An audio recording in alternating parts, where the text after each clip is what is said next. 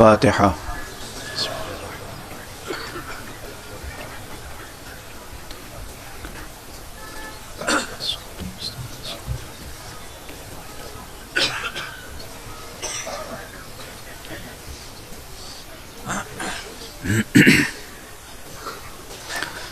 أعوذ بالله من الشيطان الرجيم.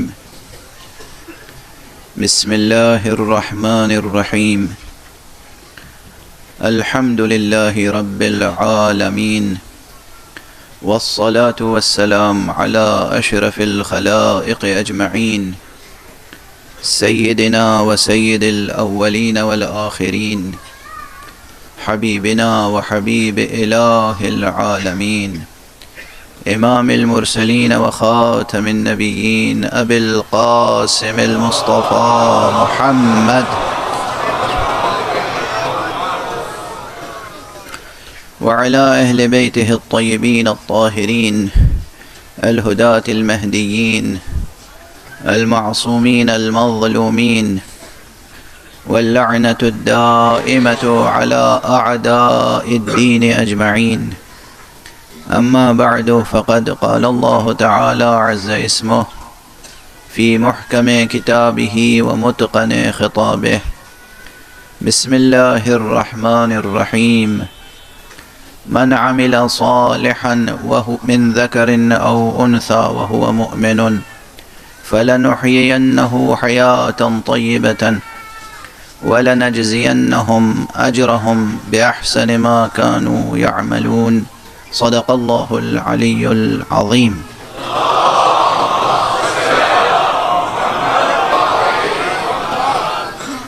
ایک اور بلند تر صلوات پڑھ دیں.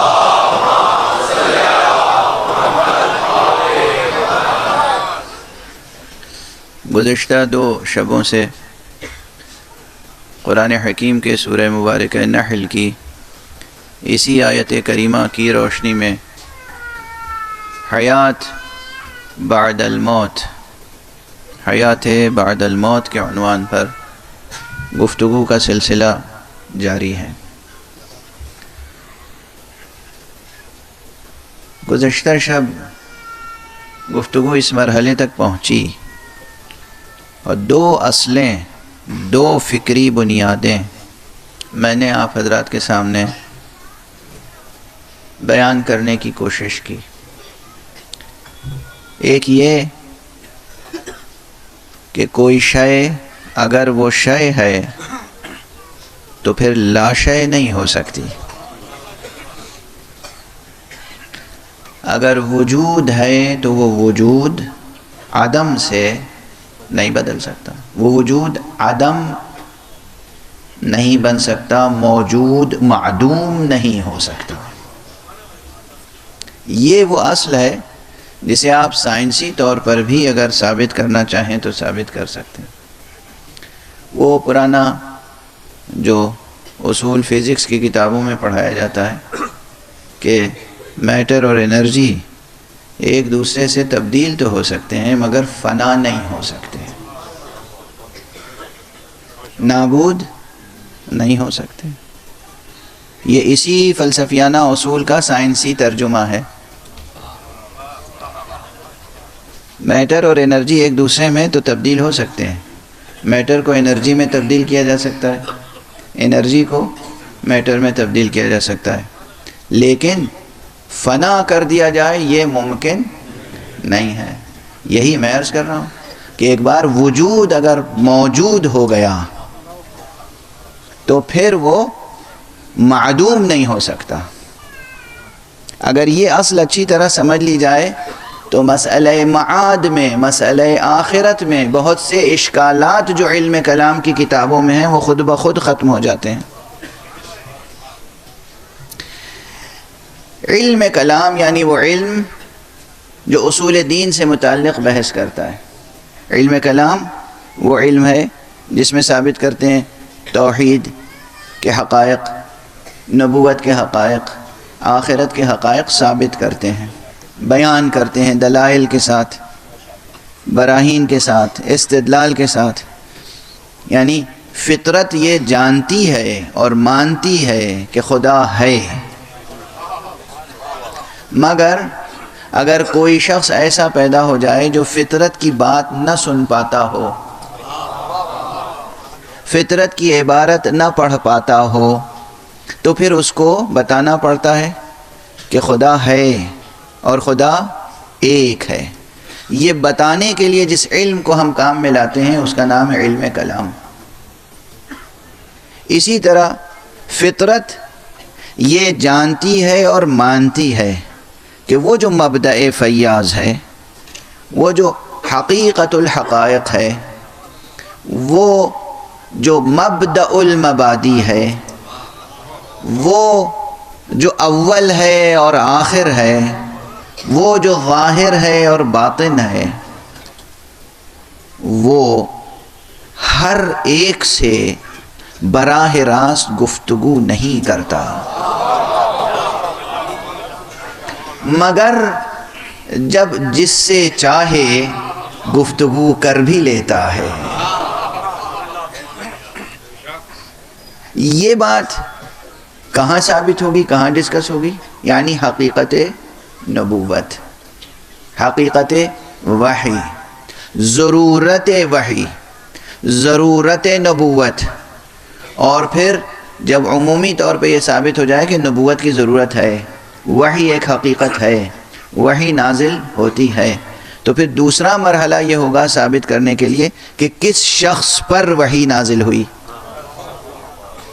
کوئی بھی دعویٰ کر لے کہ میرے اوپر وحی آتی ہے، تسلیم کر لیں گے؟ ایسا ممکن نہیں ہے۔ تو پھر کیسے معلوم کیا جائے، کیسے ثابت کیا جائے کہ کون سچا ہے اپنے دعوے میں اور کون سچا نہیں ہے اپنے دعوے میں؟ یہ علم بھی، یہ مسئلہ بھی علم کلام میں زیر بحث آتا ہے، زیر غور لایا جاتا ہے۔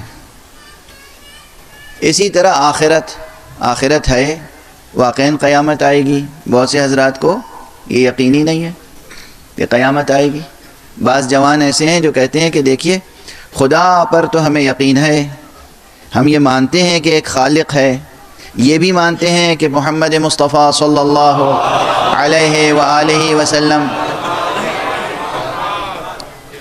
نبی ہیں، ہم دین کو بھی مانتے ہیں، شریعت کو بھی مانتے ہیں، لیکن یہ بات سمجھ میں نہیں آتی کہ آخرت بھی آئے گی، قیامت کا دن بھی آئے گا، یہ بات سمجھ میں نہیں آتی۔ اب ان کو کیسے سمجھایا جائے کہ آخرت آئے گی، قیامت برپا ہوگی، ایک دن ہے قیامت کا جب سب محشور ہوں گے۔ یہ چیز بیان کرنے کا سلیقہ کون سا علم بتاتا ہے؟ علم کلام۔ اسے علم کلام بھی کہتے ہیں، علم اصول دین بھی کہتے ہیں، اور علم فقہ اکبر بھی کہتے ہیں۔ فقہ اصغر کیا ہے؟ احکام کا علم، حلال و حرام کا علم، نماز کے احکام، روزے کے احکام، حج کے احکام، عبادات سے لے کر معاملات تک، یہ سب احکام، یہ فقہ ہے، فقہ اصغر، جسے عموماً علم الفقہ کہتے ہیں۔ لیکن اصول دین کا جہاں علم ہے وہ فقہ اکبر ہے۔ تو فقہ اکبر میں یہ مسئلہ اپنی جگہ ہے کہ حیات بعد الموت، مر جانے کے بعد جو زندگی ہے، اسے کیسے ثابت کیا جائے، بیان کیسے کیا جائے، سمجھایا کیسے جائے۔ اور وہاں اشکالات وارد ہوتے ہیں، وارد کیے جاتے ہیں۔ خود مسلمان علماء کے درمیان یہ بحثیں ہیں، وہ کہتے ہیں کہ ایک وجود ہے، جب یہ معدوم ہو گیا تو دوبارہ کیسے یہ موجود ہو جائے گا؟ تو ایک اشکال وارد کرتے ہیں اور اس کو کہتے ہیں اعادہ معدوم، یعنی جو چیز معدوم ہو گئی اس کا اعادہ، دوبارہ اس کو کیسے موجود بنایا جائے گا، اور اس میں منطقی اور فلسفیانہ اشکالات وارد کرتے ہیں، کہتے ہیں یہ چیز ممکن نہیں ہے، جو چیز معدوم ہو گئی وہ پھر موجود نہیں ہو سکتی۔ اس پر بڑی بحثیں ہیں، صفحوں کے صفحے لکھے گئے ہیں۔ اس پوری بحث کا جواب کل کا ایک فقرہ تھا۔ اعادہ معدوم تو تب بحث چھڑے گی جب موجود معدوم ہو جائے۔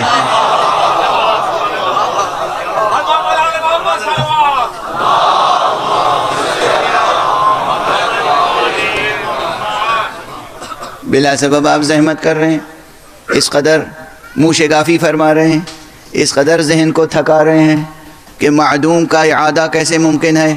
یہ تو ثابت کریں کہ موجود معدوم بھی ہوا کہ نہیں۔ حق سبحانہ و تعالی جسے وجود عطا کر دیتا ہے وہ پھر کبھی معدوم نہیں ہوتا، نہ وہ خود معدوم ہو سکتا ہے اور نہ وہ فیاض علی الاطلاق کسی کو معدوم کرتا ہے۔ ضرور ایک ہی ہستی ہے جو موجود کو معدوم کر سکتی ہے، اس سے ہم انکار نہیں کر سکتے۔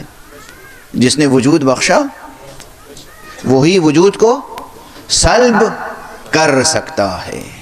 یہ ایک دوسری بحث ہے۔ یہاں حکماء و فلاسفہ جو ہیں دوسری مشکل میں مبتلا ہو جائیں گے، میں اس مشکل کو آج ایڈریس نہیں کروں گا۔ یہ جو اسلامی فلسفے کا نصاب ہے نا، یہ معمولی نصاب نہیں ہے، اس میں نہ جانے کتنے مرحلوں سے گفتگو گزرتی ہے۔ تو یہ ایک الگ بحث ہے کہ حق سبحانہ و تعالی اگر کسی کو معدوم کرنا ہی چاہے تو وہ معدوم کر سکتا ہے یا نہیں؟ جواب واضح، جواب بالکل واضح ہے کہ حق سبحانہ و تعالی اگر چاہے کسی کو معدوم کرنا تو وہ معدوم کر سکتا ہے، لیکن یہ اس سے متوقع نہیں ہے،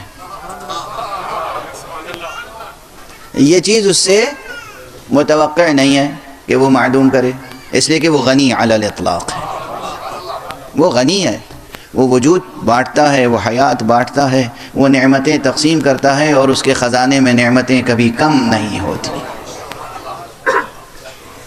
تو یہ یقین فرما لیں کہ جو وجود آپ کو ملا ہے اور جو زندگی آپ کو ملی ہے یہ آپ کو مل گئی، اب یہ واپس کوئی لینے والا نہیں ہے آپ سے، یہ آپ پر منحصر ہے کہ آپ اس کی قدر کتنی کرتے ہیں، آپ اسے سنبھال کر رکھ پاتے ہیں یا نہیں، اور آپ کو جو نعمت ملی ہے وجود کی، خود اس نعمت کو آپ کتنا پہچانتے ہیں، کس قدر معرفت ہے اس کی۔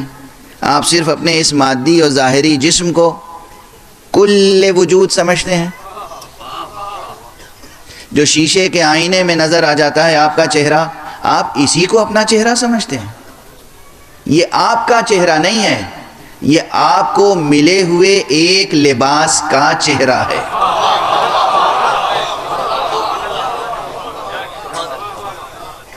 یہ بدن تو ایک لباس ہے۔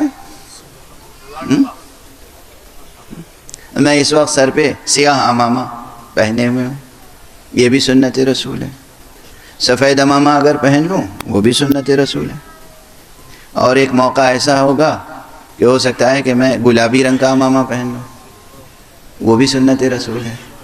معلوم ہے نا، حضور نے جب مکہ فتح کیا تھا، فتح مکہ کے موقع پر سیاہ امامہ باندھ کر مکے میں داخل ہوئے، اور حضور کے پاس ایک اور امامہ تھا جس کا رنگ بہت ہی خوشنما گلابی رنگ تھا، اور اس امامے کا ایک خاص نام تھا، وہ نام تھا سحاب۔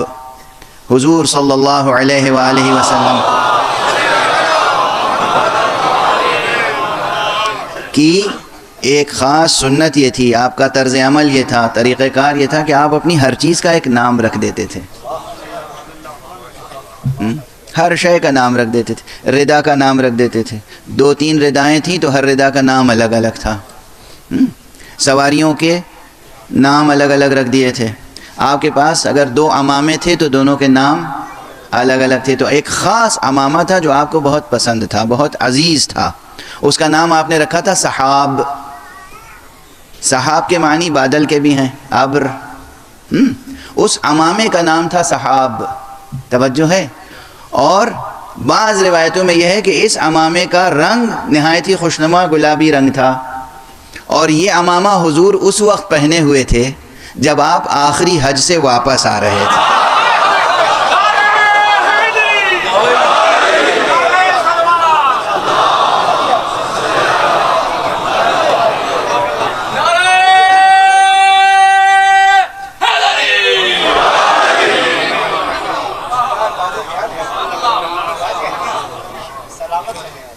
جب واپس آ رہے تھے اس وقت یہ امامہ آپ زیب سر فرمائے ہوئے تھے، اور جب ایک خاص مقام پہ پہنچے جہاں جبرائیل علیہ السلام تشریف لائے، اور انہوں نے کہا کہ یا رسول اللہ، اللہ سبحانہ و تعالیٰ کا ارشاد ہے کہ بس یہیں ٹھہر جائیے، اور اکیلے نہ ٹھہریے گا، سب کو روکیے، جو آگے بڑھ گئے ہیں انہیں واپس بلائیے، جو پیچھے ہیں ان کا انتظار کیجیے، جب سب جمع ہو جائیں تو پھر آپ یہاں ایک مجلس پڑھیے،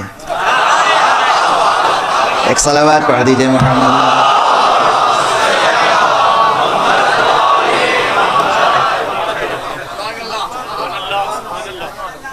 یہاں پر آپ ایک خطبہ ارشاد فرمائیے اور اللہ کا وہ پیغام پہنچا دیجیے جو آپ پر نازل ہو چکا ہے۔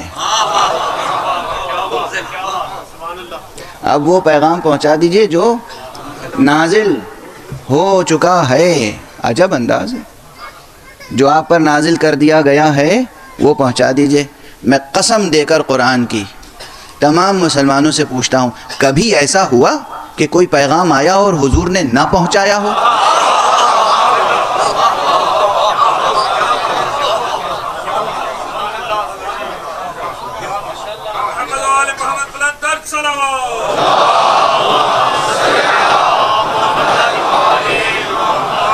کوئی پیغام ایسا، یعنی کوئی آیت آئی ہو، اس میں کوئی حکم نازل ہوا ہو، چاہے وہ اعتقاد سے متعلق ہو اور چاہے وہ حقائق ایمان سے متعلق ہو یا ارکان عمل سے متعلق ہو، عبادات سے متعلق ہو یا معاملات سے متعلق ہو، کوئی حکم آیا ہو اور حضور نے نہ پہنچایا ہو، نہ سنایا ہو، اصل متصور نہیں ہے یہ بات۔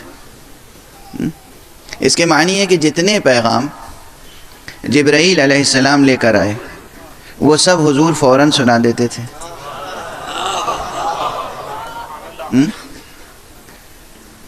اب کون سا ایسا پیغام تھا جو جبرائیل خود کہہ رہے ہیں کہ جو آپ پر نازل تو کیا جا چکا ہے، اب وہ آپ سنا دیجئے؟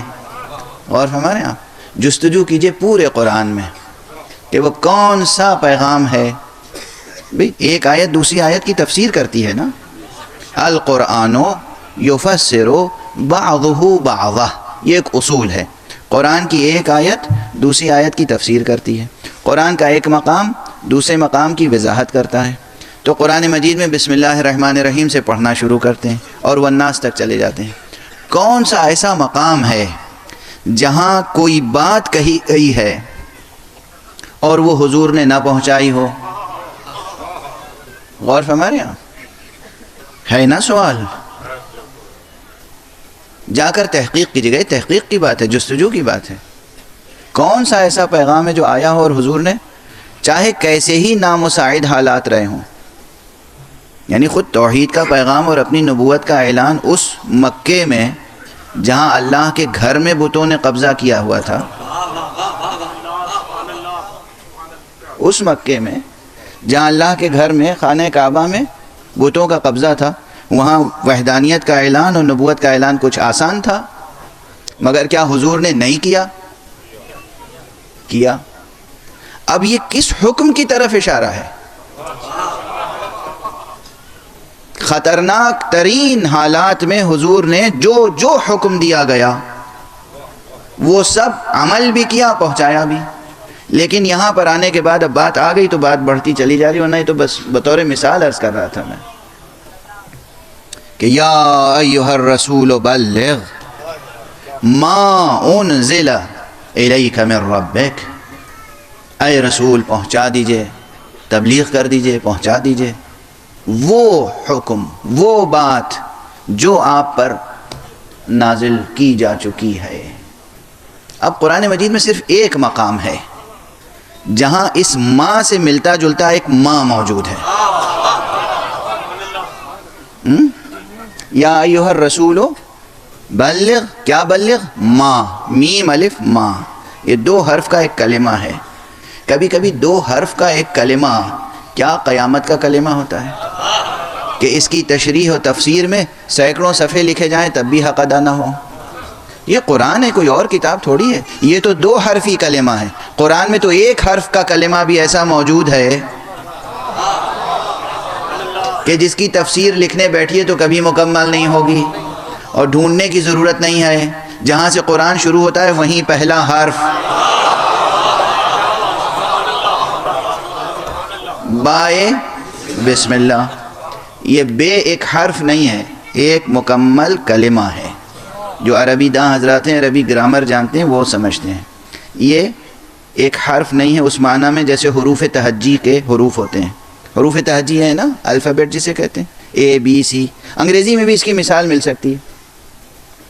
جب آپ الفابیٹ پڑھائیں گے بچوں کو تو وہ اے ایک لیٹر ہے، لیکن اگر آپ کہیے دس از اے بک تو یہاں اے ایک لیٹر نہیں ہے، ایک مستقل ورڈ ہے، لیٹر نہیں ہے. یہ ایک لفظ ہے جو معنی رکھتا ہے.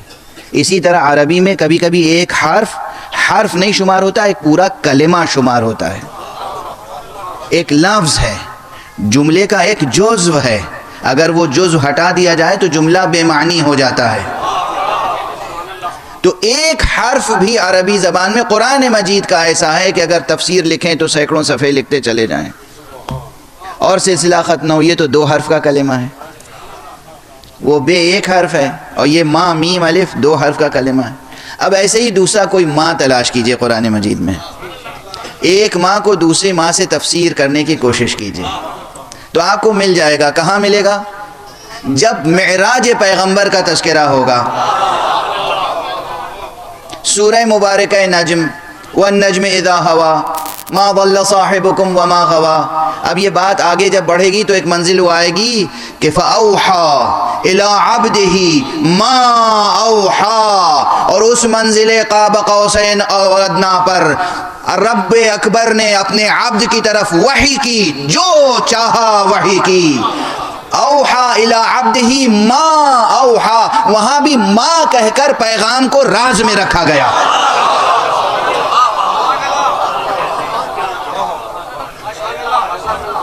خدا کی قسم پورے قرآن مجید میں اس راز کو کھولنے والی یہ کلید آئی، یا ایھا الرسول بلغ ما انزل الیک من ربک، اے رسول پہنچا دیجئے اب جو آپ پر نازل کیا جا چکا.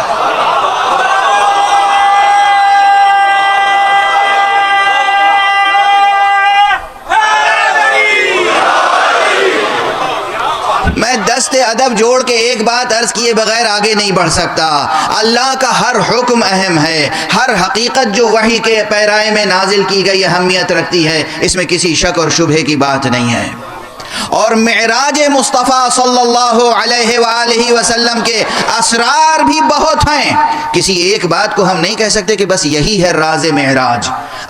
اسرار معراج بہت ہیں. معراج کی کے اندر چھپی ہوئی باتیں بہت ہیں، مگر ان باتوں ایک بات ضرور ہے کہ دوسرے تمام احکامات میں اور اس حکم ولایت میں یہ فرق ضرور ہے. ہر حکم جبرائیل کے ذریعے سے پیغمبر پر اسی زمین پر نازل کیا گیا. یہ حکم وہ تھا کہ پیغمبر کو معراج پر بلا کر حکم سنا.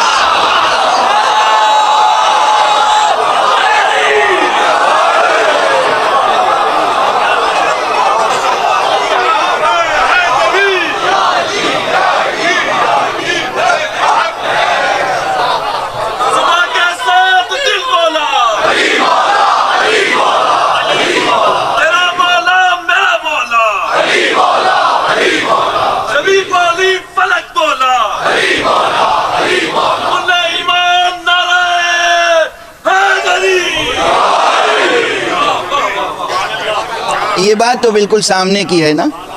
ہر حکم جبرائیل علیہ السلام یہیں لے کر آئے اور حضور نے پہنچا دیا. کوئی بات تو تھی جو وہاں ہوئی یا نہیں ہوئی؟ بلایا تو تھا نا. یہ ممکن ہے کہ بلایا ہو اور بغیر بات کیے واپس کر دیا ہو. بات تو ہوئی، خود اس نے اعلان فرمایا کہ میں نے بات کی، مگر بات ایسی تھی کہ اس وقت بھی جو بات کی اسے صیغہ راز میں رکھا. فَأَوْحَى إِلَىٰ عَبْدِهِ مَا أَوْحَى، جو وحی کرنی تھی وہ وحی کی. اشارے میں کہہ دیا. یہ ما میم الف ما یہاں بھی موجود ہے، ما اوحا، اور وہی ما میم الف ما یہاں بھی موجود ہے. یا ایھا الرسول بلغ ما انزل الیک من ربک، جو آپ کے رب کی طرف سے آپ پر نازل کی جا چکی ہے بات، اب وہ تبلیغ کر دیں.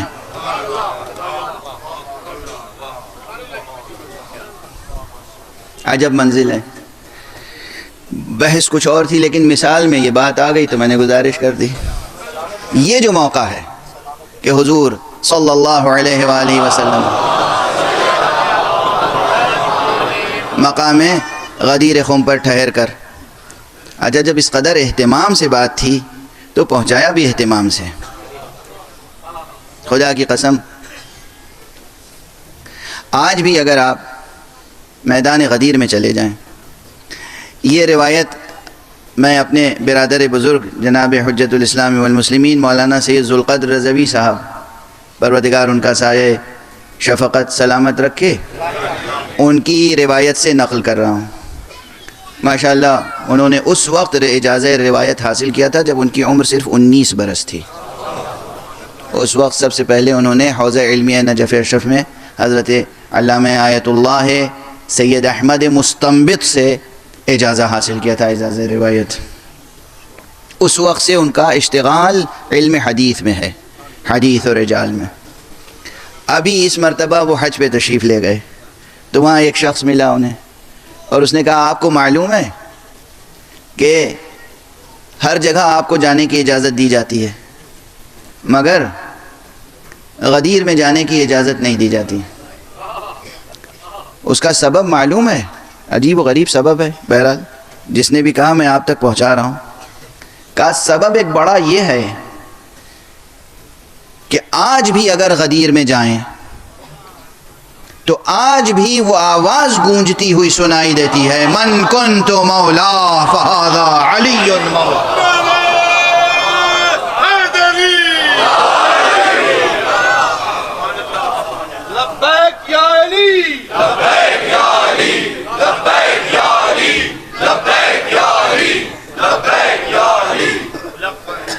بہرحال اس مقام کے جغرافیائی خصوصیات، اس مقام کے تاریخی خصوصیات، اس مقام کے تکوینی خصوصیات، ہر چیز اہمیت رکھتی ہے نا. رب کے حکم سے رکے حق پیغمبر خاتم صلی اللہ علیہ وسلم. کیوں وہاں کیوں رکے؟ مسئلہ ہے. مینا میں کیوں نہیں سنا دیا؟ عرفات میں کیوں نہیں سنا دیا؟ صحن حرم میں کیوں نہیں سنا دیا؟ خانہ کعبہ کے دروازے کے سامنے کھڑے ہو کے کیوں نہیں سنا دیا؟ مقام ابراہیم پر جلوہ فرما ہو کے کیوں نہیں سنا دیا؟ اس مقام پہ کیوں سنایا؟ اب صرف میں سوالات قائم کر کے آگے بڑھ رہا ہوں تاکہ کچھ اس موضوع پر بھی عرض کر سکوں جو چل رہا ہے گزشتہ 2 شبوں سے. بہرحال اس میں اسرار ہیں، حکمتیں ہیں، رموز ہیں. اس مقام پر حضور جو عمامہ پہنے ہوئے تھے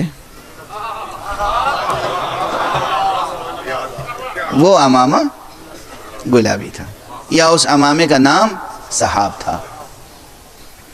حضور نے وہ عمامہ حضرت علی علیہ السلام کے سر مبارک پر باندھا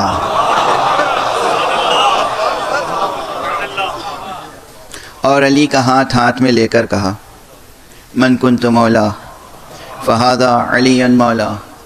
یہ آپ سنتے رہتے ہیں، وجد کرتے رہتے ہیں، آپ کی روح وجد کرتی رہتی ہے اور یہ وجد علامت کمال ایمان ہے، اس میں کوئی شک نہیں ہے. اس کے بعد سے حضرت خود، اب وہ عمامہ تو بخش دیا نا، تو اب روایت میں یہ ہے کہ جب جناب امیر علیہ السلام کبھی بھی وہ عمامہ پہن کے آتے تھے تو حضور خوش ہو کے کہتے دیکھو علی صحاب میں آ رہے ہیں.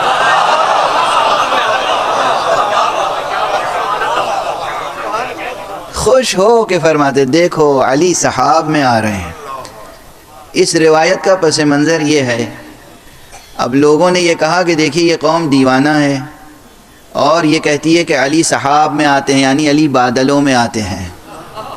بادلوں میں یہ سکت تھوڑی ہے کہ علی کا بار اٹھا سکے. علی کا بار اگر کوئی اٹھا سکتا ہے تو دوش ختم نبوت ہے. صلوات پڑھیں محمد والے.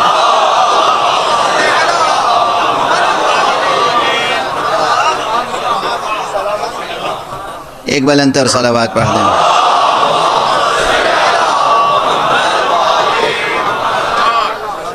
ان بادلوں میں، اس ابر میں یہ سکت ہے کہ علی کا بار اٹھا لیں. علی کا بار دوش ختم نبوت پہ بلند ہو سکتا ہے. یہ روایت اس پس منظر میں کہ اس عمامے کا نام صحاب تھا، اور جب وہ عمامہ زیب سر فرما کر تشریف لاتے تھے تو خود حضور خوش ہوتے تھے. دیکھیے نا، یہ بزرگوارانہ شان بھی ہے. حضرت نے عطا کیا تھا، اور یہ معمولی عطا تو نہیں تھی. سر مبارک پیغمبر کا عمامہ جس کے سر پہ آ جائے، اگر کچھ زبان سے نہ کہتے تب بھی وصایت ثابت تھی.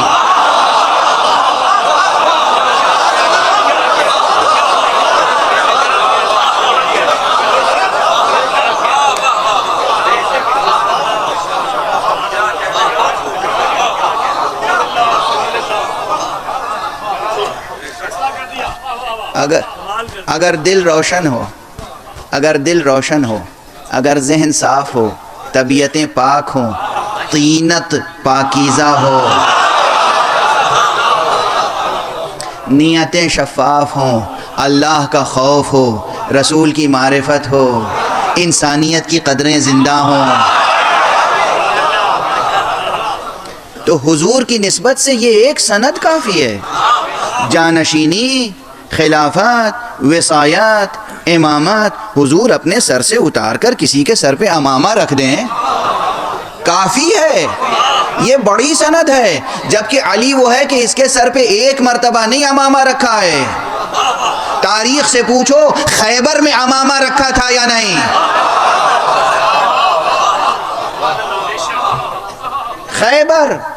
خیبر تو غدیر سے پہلے ہے نا.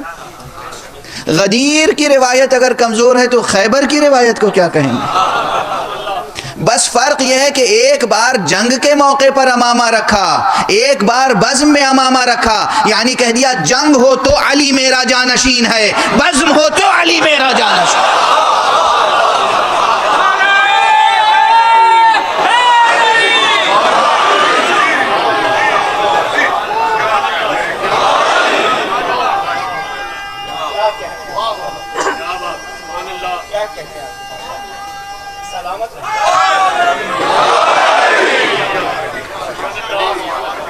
رزم ہو تو علی جانشین ہے، بزم ہو تو علی جانشین ہے، جنگ ہو تو علی جانشین ہے، صلح ہو تو علی جانشین ہے. علی جانشین مصطفیٰ ہے. بعض روایتوں میں اسی امامے کا نام صحاب ہے جو آپ نے خیبر میں عطا کیا تھا. چاہے اس امامے کا نام صحاب ہو اور چاہے اس امامے کا نام صحاب ہو. حضرت کا ایک امامہ جس کا نام صحاب تھا وہ حضرت نے علی ابن ابی طالب علیہ السلام کو عطا کیا اور اپنے ہاتھ سے ان کے سر مبارک پہ باندھا.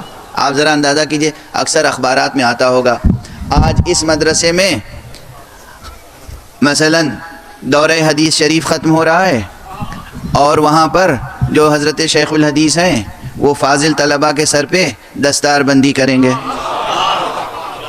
تو کوشش یہ ہوتی ہے کہ پورے ملک میں جو سب سے بزرگ عالم ہو اس کے ہاتھوں سے دستار بندی کی جائے، اور لوگ فخر میں کہتے ہیں کہ میرے سر پر فلاں محدث نے، فلاں شیخ الحدیث نے، فلاں پیر طریقت نے، فلاں نورانی اور روحانی بزرگوار نے دستار بندی کی تھی.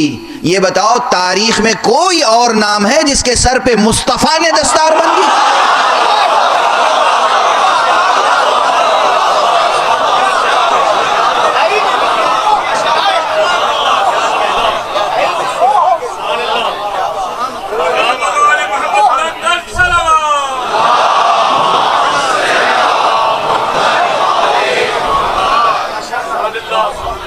کوئی اور نام جس کے سر پہ حضور نے دستار بندی کی ہو؟ بہرحال یہ تو سب درمیان میں مثال میں باتیں آ گئی. تو اب بہرحال مثال ایسا کر رہا تھا کہ میں اگر آج سیاہ امامہ باندھے ہوئے ہوں، آئینے میں دیکھوں گا تو امامہ سیاہ نظر آئے گا. اگر میں حضور کی سنت پہ عمل کرتے ہوئے 18 عید غدیر کی محفل میں گلابی امامہ پہن کے آؤں، اور میرا بہت جی چاہتا ہے کہ میں جب غدیر کی محفل پڑھوں تو میرے سر پر اسی رنگ کا امامہ ہو.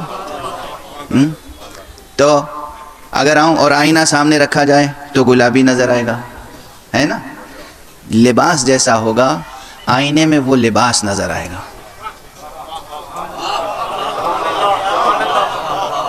مادی آئینے میں، شیشے کے آئینے میں، فولاد کے آئینے میں، چاہے وہ آئینہ سکندری ہو یا کوئی اور آئینہ ہو، آئینے میں جو چہرہ نظر آتا ہے وہ آپ کے جسم کا چہرہ نظر آتا ہے، آپ کے اس لباس کا چہرہ نظر آتا ہے۔ آپ کا اصل وجود اس آپ کے جسم تک محدود نہیں ہے، آپ کی حیات لباس تک محدود نہیں ہے۔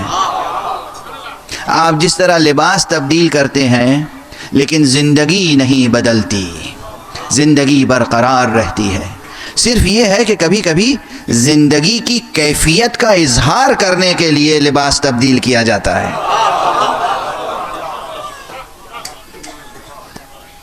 تو یہ مادی جسم یہ لباس ہے آپ کا، اصل زندگی اور اصل شخصیت آپ کی، آپ کا وجود بحیثیت انسان، آپ کی ہستی بحیثیت انسان، آپ کی حقیقت بحیثیت انسان، آپ کی ماہیت بحیثیت انسان، آپ کی حیات بحیثیت انسان، یہ اس جسم سے وابستہ نہیں ہے۔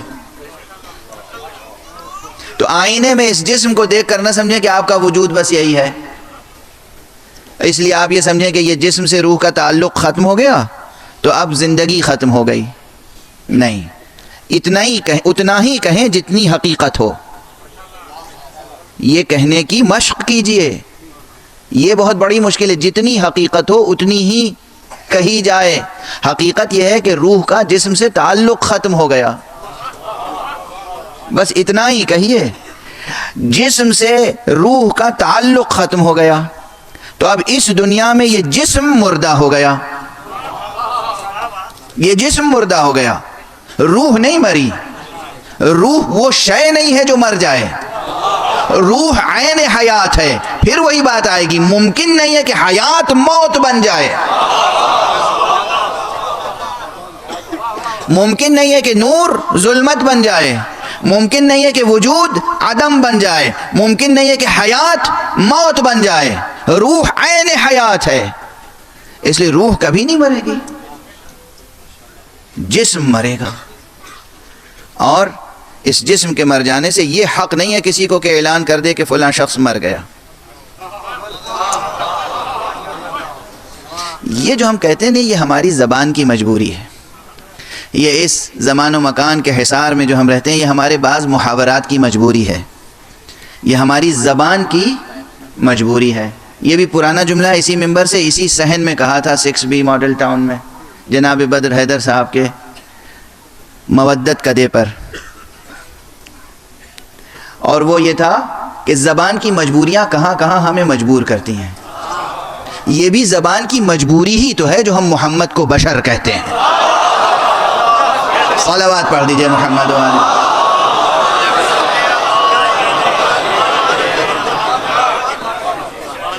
یہ زبان کی مجبوری ہے کہ ہم محمد کو بشر کہتے ہیں، زبان کی مجبوری ہے، ورنہ حقیقت مصطفیٰ صلی اللہ علیہ وآلہ وسلم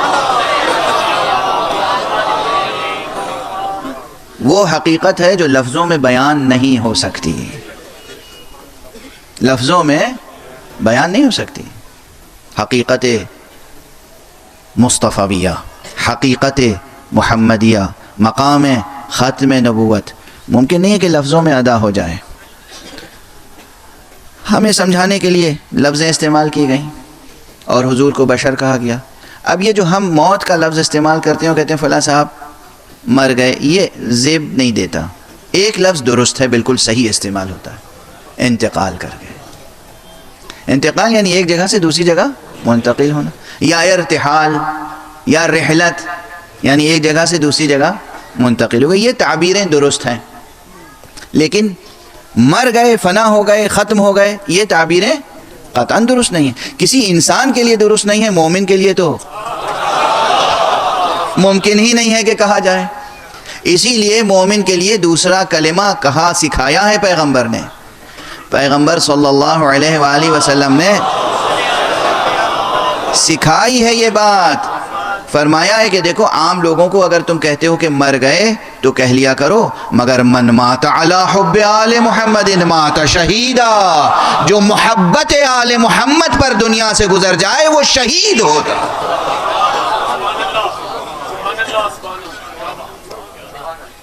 وہ عورت ہو یا مرد ہو، من عمل صالحا من ذکر او انثی، جو بھی عمل صالح بجا لائے چاہے مرد ہو یا عورت، وہو مؤمن، اور وہ مومن ہو، فَلَنُحْيِيَنَّهُ حَيَاةً طَيِّبَةً، تو ہم بالتحقیق اسے حیات عطا کرتے ہیں، حیات طیبہ۔ یہ حیات طیبہ ہی کا ترجمہ شہادت ہے۔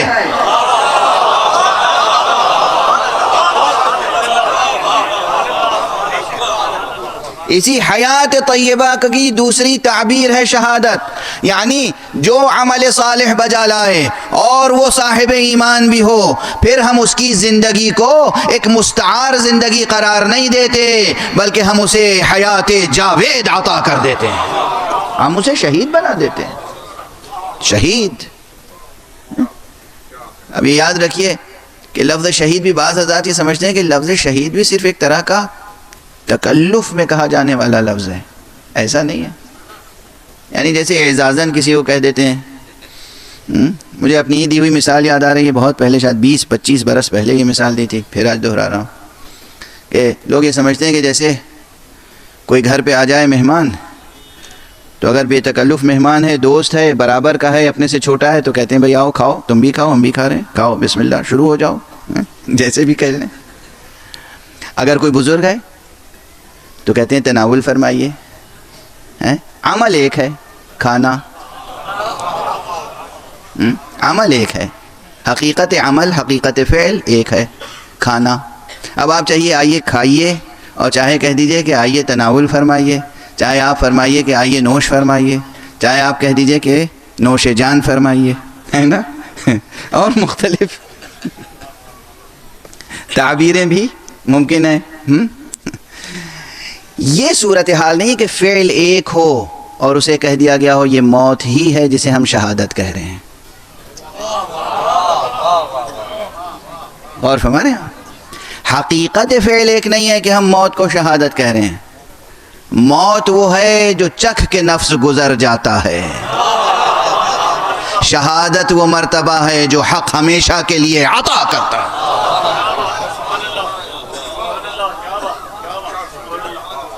فرق ہے موت میں۔ پھر موت ہے کیا؟ بات آج مکمل ہو نہیں پائے گی، بات آج مکمل ہو نہیں پائے گی۔ حیات و موت کی بحث ہے، گزشتہ 2 شبوں سے جاری ہے، مگر ابھی بہت کچھ مقام باقی ہے۔ موت زندگی کے مقابل میں کوئی شے نہیں ہے، موت زندگی کی اداؤں میں سے ایک ادا ہے۔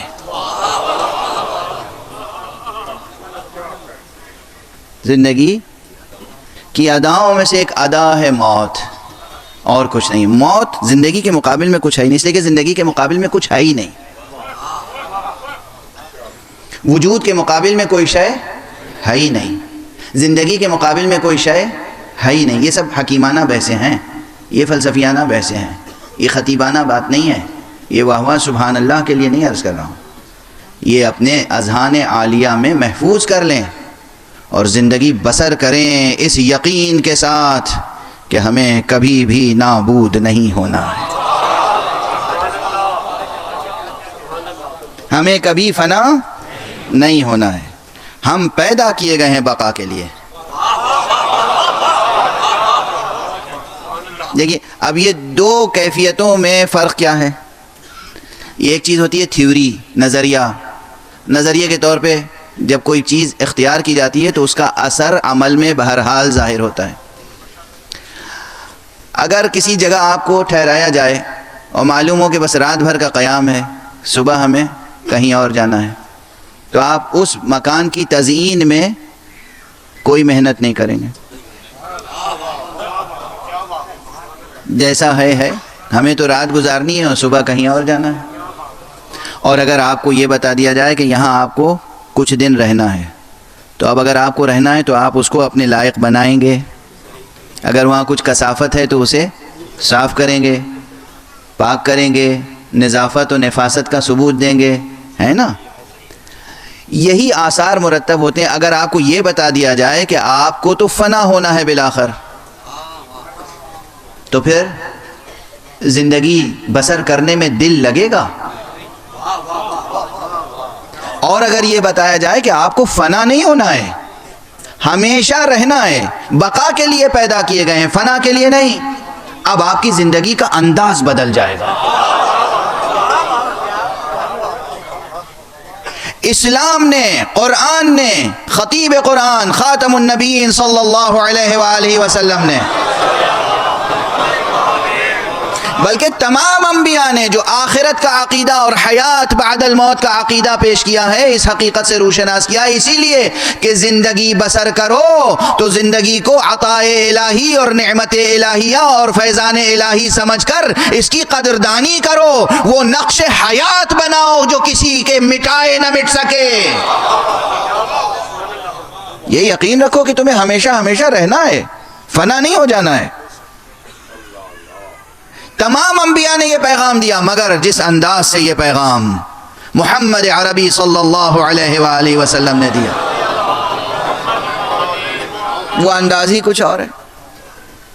اور بار حیات بعد الموت کو ہی آشنا کرنے کے لیے، اس حقیقت کو ذہنوں میں راسخ کرنے کے لیے انبیاء علیہم الصلاۃ والسلام کے ہاتھوں پر اللہ نے معجزے ظاہر کیے۔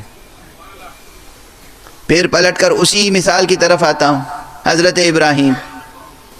حضرت ابراہیم علیہ وعلی نبینا الصلاۃ والسلام، مکالمہ قرآن مجید میں موجود ہے کہ خود جناب ابراہیم نے حق سبحانہ و تعالیٰ سے سوال کیا، رب ارنی کیف تحیی الموتى، پروردگار تو مجھے دکھا دے، تو مجھے دکھا دے کہ کس طریقے سے مر جانے والوں کو زندہ کرتا ہے۔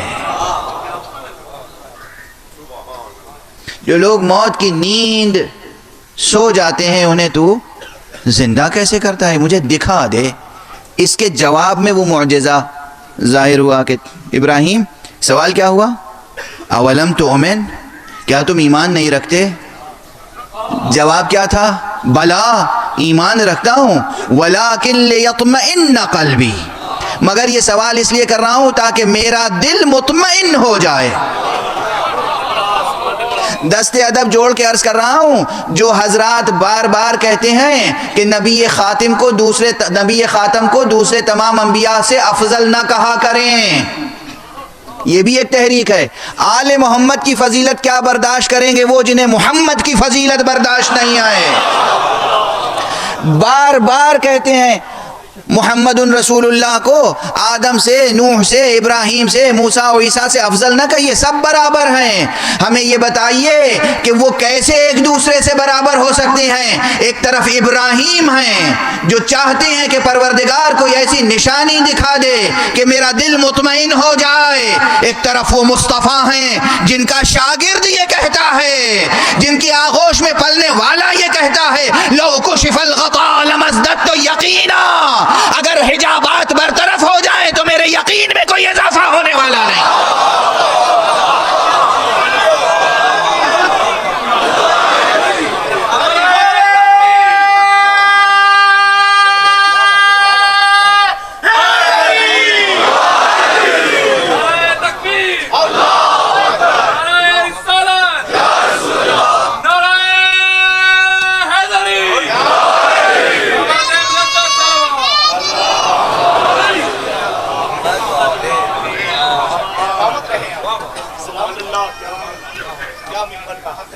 بہرحال تو گفتگو یہ تھی کہ یہ جو معجزہ ظاہر ہوا، یہ خود معجزہ ظاہر کب ہوا، کیوں ہوا، کس کے لیے ہوا؟ یہ اس لیے معجزہ ظاہر ہوا تاکہ حیات بعد الموت، مرنے کے بعد کی زندگی سمجھ میں آ جائے۔ غور فرمائیں آپ، ہے تو ذرا مشکل، اگر مشکل نہ ہوتی تو جناب ابراہیم جیسا نبی، مشکل ہے، دقیق ہے مسئلہ، مشکل تو ہے، ایمان رکھنے کے باوجود، اور وہ بھی کس کا ایمان؟ نبی، صرف نبی نہیں، بت شکن نبی، رسول، صرف رسول نہیں، خلیل حق رسول، اور صرف رسول نہیں، صرف خلیل حق نہیں، وہ جنہیں کسی نہ کسی منزل پر تمام انسانوں کے لیے امام بنایا گیا۔ وہ سوال کر رہے ہیں، رب ارنی کیف تحیی الموتى، پروردگار مجھے دکھا دے کیسے مردوں کو زندہ کرتا ہے۔ تو یہ مشکل تو ہے، لیکن یہ حقیقت ہے کہ حیات بعد الموت اپنی جگہ حقیقت ہے۔ یہ معجزہ اور یہ مقام صرف یہ سمجھانے کے لیے ہے کہ اصل روح تو اپنی جگہ ہے، لیکن تعلق جو بدن سے ٹوٹ جاتا ہے، یہ تعلق ٹوٹنے کے بعد اور زیادہ قوی ہو جاتا ہے۔ بس اب ذرا ایک ہاتھ سے دل اور ایک ہاتھ سے دماغ دونوں سنبھال کے بیٹھیے گا۔ ایک صلوات پڑھیے محمد والے۔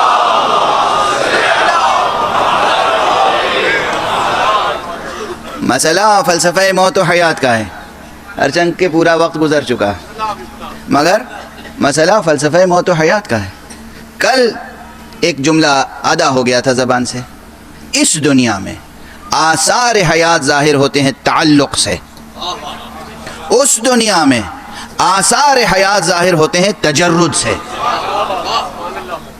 یہ حقیقت کیا؟ تعلق و تجرد کا معمہ کیا ہے؟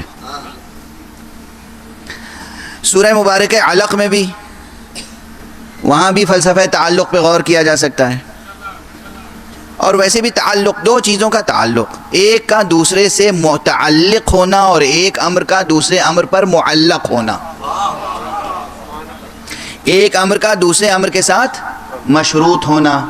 اب دیکھیے کئی بحثیں گزشتہ 2 دن کی ذہن میں تازہ رہیں، تعلق کا لفظ زبان پر آ رہا ہے اور امر کا لفظ بھی زبان پر آ رہا ہے، ایک امر کا دوسرے امر پر معلق ہونا، ایک امر کا دوسرے امر سے متعلق ہونا، ایک امر کا دوسرے امر کے لیے متعلق ہونا۔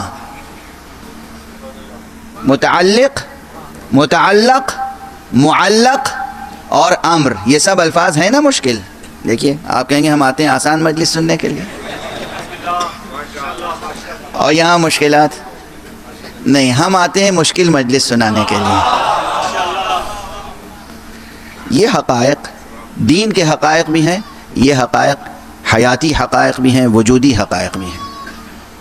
اس دنیا میں، اس کائنات میں، زمان و مکان کے حصار میں آثار زندگی ظاہر ہی ہوتے ہیں تعلق سے، چونکہ روح یہاں دیکھی نہیں جا سکتی، روح کے اندر کیا صفتیں ہیں نظر نہیں آ سکتی۔ اس کی میں ایک مثال دوں، کوئی بھی جوان یہاں موجود ہو، یہ جناب گردیزی صاحب تشریف فرمائیں، جناب مولانا اطہر زیدی صاحب تشریف فرمائیں، یہ اسی طرح بت بنے بیٹھے رہیں، خاموش، نہ ہنسیں، نہ مسکرائیں، نہ روئیں، نہ بولیں، بیٹھے رہیں، کیا پتہ چلے گا کہ یہ پڑھے لکھے بھی ہیں اور یہ کسی کالج میں پروفیسر بھی ہیں، پڑھاتے بھی ہیں، اور یہ بہت اچھے خطیب بھی ہیں؟ کچھ پتہ چلے گا؟ پتہ نہیں چلے گا۔ یہ جاننے کے لیے کہ یہ پڑھے لکھے ہیں، جب ان کا رشتہ، ان کا تعلق قلم سے پیدا ہوگا، ان کے ہاتھ میں قلم دے دیا جائے اور یہ دیکھا جائے کہ یہ قلم کا استعمال جانتے ہیں یا نہیں، تو جب ان کا رشتہ قلم سے قائم ہوگا تو پتہ چلے گا کہ یہ لکھنا بھی جانتے ہیں، جب ان کا تعلق لوح سے قائم ہوگا تو پتہ چلے گا پڑھنا بھی جانتے ہیں، جب ان کا تعلق منبر سے قائم ہوگا تو معلوم ہوگا یہ خطابت بھی جانتے ہیں۔ متعلق اشیاء جو ہیں اس سے ان کا تعلق قائم ہوتا چلا جائے گا اور ان کی ایک ایک صلاحیت ظاہر ہوتی چلی جائے گی، بغیر اس تعلق کے صلاحیت ظاہر نہیں ہو سکتی۔ یہ ایک بچوں کے سمجھنے سمجھانے کے لیے مثال ہے، ورنہ یہ مثال ناکافی ہے، کافی مثال نہیں ہے۔ جتنے بھی اوصاف ہیں، جتنے بھی ایٹریبیوٹس ہیں، جتنی بھی صفتیں ہیں روح انسانی میں یا نفس انسانی میں، یہ ظاہر نہیں ہو سکتی جب تک کہ کسی شے سے تعلق قائم نہ ہو۔ بطور خاص اس کائنات میں تعلق قائم ہوگا تو وہ آثار ظاہر ہوں گے، ورنہ وہ آثار ظاہر نہیں ہو سکتے۔ لیکن اس دنیا میں آثار ظاہر ہی ہوتے ہیں تجرد کے بعد۔ تجرد کسے کہتے ہیں؟ تعلق کے ٹوٹ جانے کو۔ روح میں کتنی صلاحیت دیکھنے کی ہے، جب اس روح کا، اس نفس کا ان آنکھوں سے تعلق ٹوٹ جائے تب پتہ چلے گا۔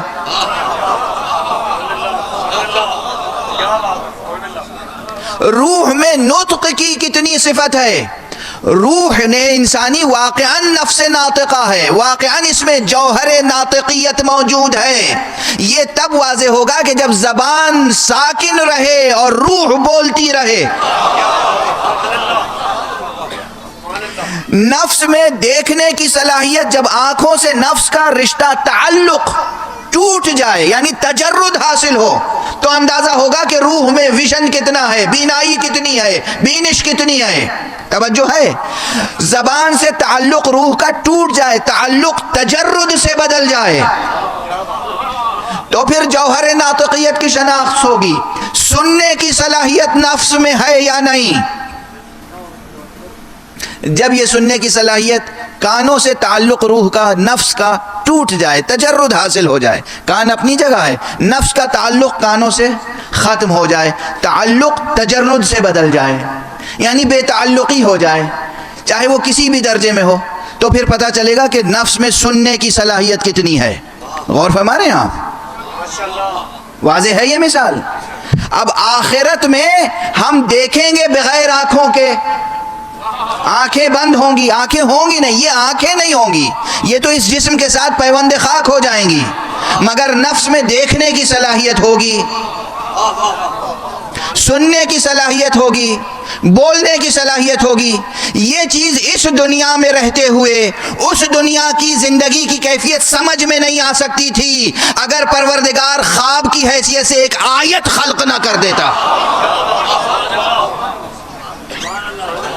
خواب جو آپ دیکھتے ہیں، کیوں دیکھتے ہیں؟ پھر وہی سوال کروں گا، کس سائنٹسٹ کی ایجاد ہے خواب؟ کس لیب میں تیار کیے گئے خواب؟ کس انسٹرومنٹ کے ذریعے انجیکٹ کیے گئے خواب؟ آپ کے ذہنوں میں یہ امپلانٹ کیے گئے کس طریقے سے خواب؟ نہیں، خواب آپ کے اندر داخل نہیں کیے گئے۔ خواب آیت حق ہے، خواب نشانی ہے پروردگار کی، اور خواب صرف اس لیے ہے تاکہ یہ واضح کر دے کہ روح جب تجرد کی کیفیت میں ہوتی ہے، نفس کا تعلق جب جسم سے ٹوٹ جاتا ہے تو پھر بھی یہ نفس دیکھنے کے قابل بھی ہوتا ہے، بولنے کے قابل بھی ہوتا ہے، سننے کے قابل بھی ہوتا ہے، تصرف کے قابل بھی ہوتا ہے۔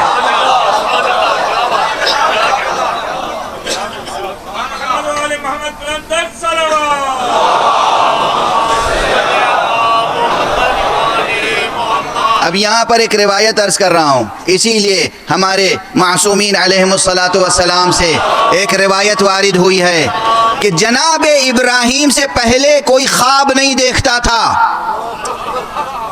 اللہ نے لطف فرمایا انسانوں پر کہ جناب ابراہیم کے بعد سے، ابراہیم نے خواب دیکھا اور ابراہیم کے بعد ہر انسان خواب دیکھتا ہے، شاید اسی لیے کہ ابراہیم نے پوچھا تھا رب ارنی کیف تحیی الموتی، پروردگار مجھے دکھا دے کہ مردوں کو زندہ کیسے کرتا ہے۔ پروردگار نے ابراہیم کو تو ایک خاص طریقے سے دکھایا، مگر پھر کہا کہ ہم ہر انسان کو دکھا دیتے ہیں کیسے مردوں کو زندہ کرتے ہیں۔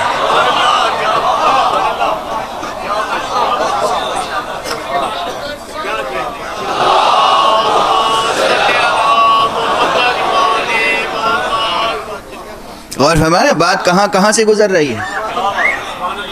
اب اگر یہ روایت کہیں نظر سے گزرے تو اسے سمجھنے کی کوشش کیجیے گا کہ ہاں آدم خواب نہیں دیکھتے تھے، یہ جناب ابراہیم ہیں جنہوں نے خواب دیکھا، اور اس کے بعد سے سب خواب دیکھنے لگے. یہ آیت الہیہ ہے اللہ سبحانہ و تعالیٰ کی طرف سے. اس طرح سے ایک حجت تمام ہوتی ہے.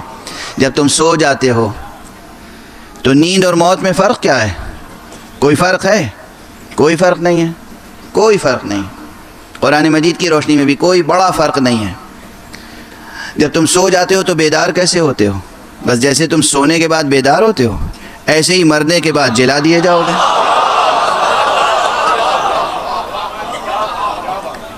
اور نفس کی کیفیت اگر جاننا چاہتے ہو کہ مرنے کے بعد نفس کس طرح ہوتا ہے تو یہی سوچ لو کہ سونے کے بعد نفس کس طرح ہوتا ہے. تمہارا جسم ایک جگہ پڑا ہوتا ہے بستر پر اور روح کہاں کہاں جاتی ہے. اگر جسم کے ذریعے سے جانا چاہو تو سواری کی ضرورت ہوگی, ڈرائیور کی ضرورت ہوگی, رہنما کی ضرورت ہوگی, ویزے کی ضرورت ہوگی, پاسپورٹ کی ضرورت ہوگی. معلوم ہوا سو رہے ہیں 6B ماڈل ٹاؤن میں اور خواب دیکھ کے اٹھے کہ ہم تو نیو یارک میں تھے اپنے بھتیجے کے ہاں, بغیر ہوائی جہاز کے اور بغیر ویزے کے اور بغیر پاسپورٹ کے جناب نیو یارک ہو آئے. کوئی جھٹلاتا ہے آپ کو؟ کوئی کہتا ہے کہ جھوٹ ہے؟ آپ خود اپنے آپ کو جھٹلاتے ہیں. یہ کیا ہے؟ یہ ایک نشانی ہے اللہ کی. یہ ایک نشانی ہے اللہ کی کہ جب نفس جسم سے رشتہ نفس توڑ لیتا ہے تو پھر نفس نامحدود صلاحیتوں کا حامل ہو جاتا ہے.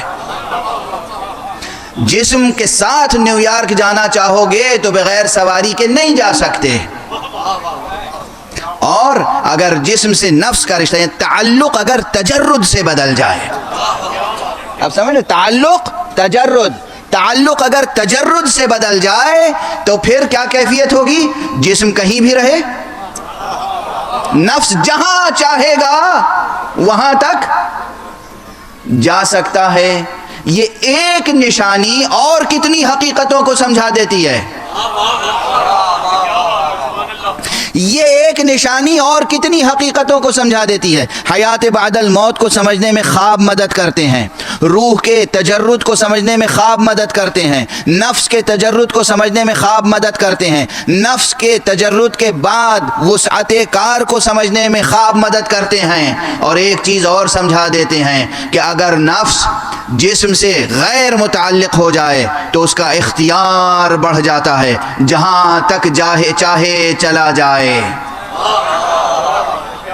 جہاں تک چاہے چلا جائے. اس لیے یاد رکھیے گا, ایک بہت پرانا جملہ ہے میرا, بہت پرانا جملہ ہے, 30 برس پرانا جملہ ہے, اور وہ میں نے عرض کیا تھا کہ موت جسے آپ سمجھتے ہیں, جسے آپ موت سمجھتے ہیں, وہ دراصل موت نہیں ہے بلکہ وہ ایک مومن کی روحانی معراج ہے.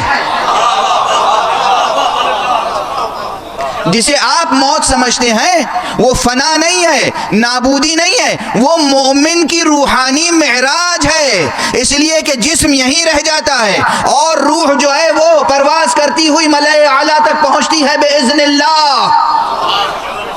اور اسی کے بعد میں نے یہ جملہ عرض کیا تھا کہ جو مسلمان یہ سمجھتے ہیں کہ رسول اللہ کو صرف روحانی معراج ہوئی تھی, جس میں مبارک معراج میں نہیں گیا تھا, گویا وہ رسول کی معراج کے قائل نہیں, رسول کی وفات کے قائل ہیں.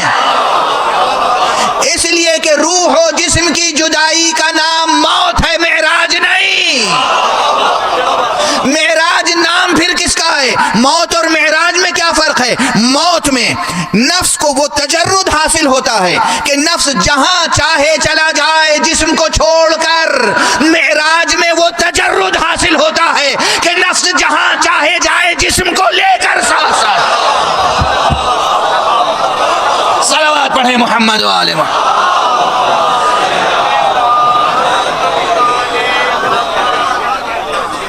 پہلے جو بحث عرض کی تھی اس میں اور اب جو بحث عرض کی ہے اس میں ایک فرق ہے. اب یہ کلاس تو ہے نہیں کہ پوچھوں کیا فرق ہے, خود ہی بتا دیتا ہوں. صلوات پڑھیے.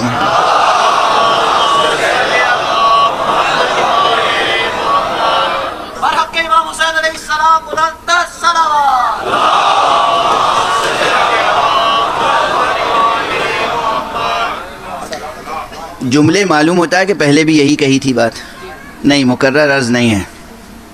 پہلے جو بحث عرض کی تھی اور اس وقت جو بحث عرض کی ہے اس میں فرق ہے. کیا فرق ہے؟ وہ فرق یہ ہے کہ پہلے میں نے اولاً تجرد اور تعلق کا فرق واضح نہیں کیا تھا. دوسری بحث یہ کہ تجرد کے بھی مراتب ہیں. تجرد کے بھی مراتب ہیں. تجرد کے بھی مراتب ہیں. ایک مرتبہ تجرد یہ ہے کہ نفس بدن سے بے تعلق ہو گیا اور نفس جہاں چاہے جائے بدن وہیں پڑا رہے گا. یہ بھی تجرد ہے مگر ادنا درجے کا تجرد ہے.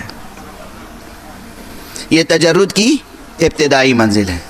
بعض حکماء اسی تجرد کو کہتے ہیں تجرد خیالی، عالم خیال کا تجرد. یہ اصطلاح ہے، حکمت کی اصطلاح ہے. اور نفس انسانی اس تجرد کی منزل تک بھی جا سکتا ہے جسے کہتے ہیں مافوق تجرد. یہ بھی اصطلاح ہے عرفان کی. جو مافوق تجرد کی منزل پر ہو، جو مافوق تجرد کی منزل تک پہنچ جائے سیر و سلوک کے ذریعے سے اور الطاف الہیہ کے ذریعے سے، تو اب مراتب سمجھیے گا. ایک تجرد کیا ہے؟ ادنا درجہ تجرد کا کیا ہے کہ خود نفس سے بے تعلق ہو گئے. جس جسم سے تعلق تھا اس بدن سے، اس جسم سے بے تعلق ہو گئے. تو نفس جہاں چاہے چلا جائے، جسم وہیں رہے گا اور اس کا کوئی انکار نہیں کر سکتا. کوئی اصطلاح میں فرق کر لے، بحث کر لے، لا مشاحۃ فی الاصطلاح. ٹرمینالوجی میں جھگڑنے کی ضرورت نہیں ہے.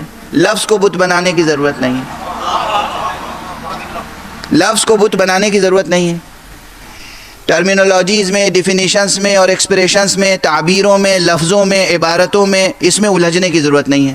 یہ حقیقت ہے کہ نہیں کہ آپ کا جسم بستر پہ رہتا ہے اور نفس آپ کا، خیال آپ کا بغیر پاسپورٹ اور بغیر ہوائی جہاز کے نیو یارک تک ہو کے واپس آ جاتا ہے. یہ سب، اس سے کوئی انکار نہیں. آخر یہ زندگی کے مظاہر میں سے ایک مظہر تو ہے. سائنس پر یہ فریضہ، یہ وظیفہ، یہ تکلیف سائنسی عائد نہیں ہوتی کہ وہ اس مظہر کی جستجو کرے. ہمارے اوپر تکلیف شرعی کیا ہے وہ ہم سمجھتے ہیں. آپ پہ تکلیف سائنسی کیا ہے؟ واضح ہے. آپ ہر چیز کی جستجو کرتے ہیں. زندگی کی ہر ادا، زندگی کے شؤونات، زندگی کے مظاہر، زندگی کے کوائف، ہر چیز آخر آپ تحقیق کرتے نہیں کرتے ہیں. رنگ، بو، مزہ، ہر چیز، نفسیاتی کیفیتیں، اس کو بھی لیب میں جا کر تحلیل کرتے ہیں، تجزیہ کرتے ہیں. علم نفسیات کی اپنی لیب ہوتی ہے، لیبوریٹریز ہوتی ہیں. تو ہر چیز آپ جستجو کرتے ہیں. یہ بھی تو زندگی کا ایک مظہر ہے نا، کہ جسم یہاں ہے اور نفس یا خیال دنیا بھر کا سفر کر کے واپس آ گیا. اور جسم، اور سنی اس نے باتیں، دیکھی اس نے حقیقتیں، چکھا اور مزہ تک یاد ہے، جملے یاد ہیں. اور اس وقت بھی جب کہ جسم سو رہا تھا، جو گفتگو ہوئی وہ بڑی معقول گفتگو ہوئی، غیر مربوط گفتگو نہیں ہوئی. آخر یہ زندگی کا ایک مظہر ہے. زندگی کے مختلف فینومیننس میں سے ایک فینومینا ہے، ایک فینومینن ہے. اچھا، اگر یہ ہے تو پھر اس کی جستجو ہونی چاہیے سائنسی اعتبار سے. آپ کریں یا نہ کریں، ہمیں جو علم عطا کیا گیا اس میں کہا گیا یہ بالکل ابتدائی درجہ تجرد کا ہے. یہ پہلی منزل ہے. دوسری منزل کیا ہے؟ دوسری منزل یہ ہے کہ نفس کو تجرد کا یہ مرتبہ حاصل ہو جائے کہ جہاں نفس جائے وہاں ساتھ میں جسم کو لے کر جائے. آپ نے دیکھا ہو یا نہ دیکھا ہو، ہمارے ہاں یہ مسئلہ روشن ہے.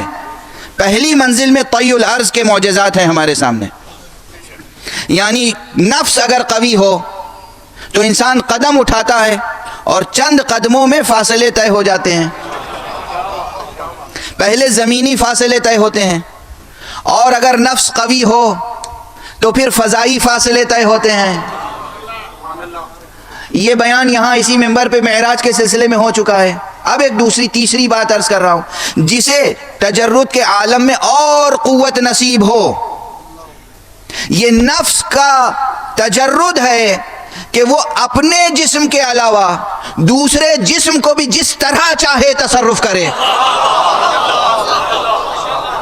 یعنی ایک نفس مطمئنہ، ایک مجرد، ایک انسان کامل، ایک مرتبہ خاتمیت پر فائز کھڑا ہو، پاؤں کے نیچے کوہ ابو قبیس ہو اور انگلی سے اشارہ کرے اور چاند 2 ٹکڑے ہو جائے.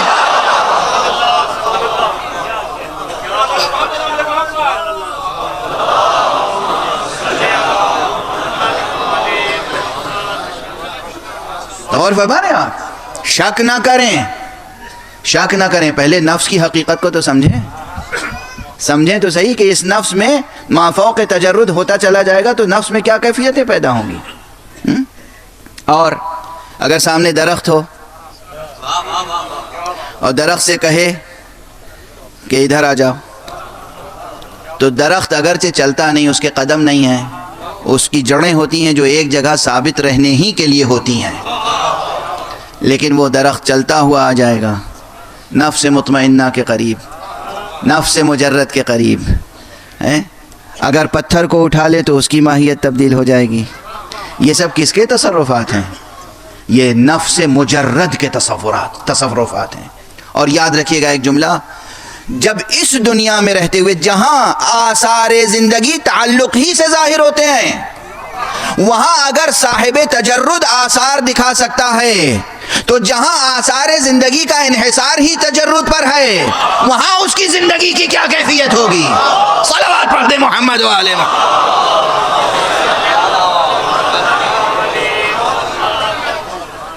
بس عجب دقیق بحث تھی، مشکل ترین بحث تھی جو چند لفظوں میں عرض کرنے کی کوشش کی ہے. اب بقیہ انشاءاللہ پھر آئندہ گفتگو میں. ابھی اصل بحث رہ گئی کہ یہ موت اگر ہے زندگی کی اداؤں میں سے ایک ادا تو کیسی دلاویز ادا ہے. اس پر میں کئی مجلسیں عرض کر چکا ہوں جس کا عنوان ہی تھا جمالیات موت. جمالیات موت. موت ایک حسین حقیقت ہے.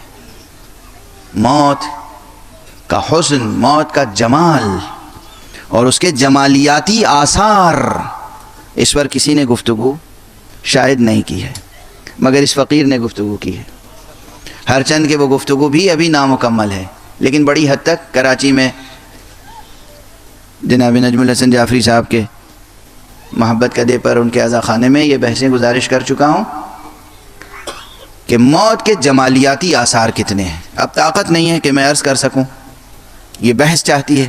اصل جمالیات کا پہلے تصور ہو، جمالیات کسے کہتے ہیں، پھر جمالیات کا تعلق موت سے کیسے قائم ہے، موت کی کیا جمالیات ہیں.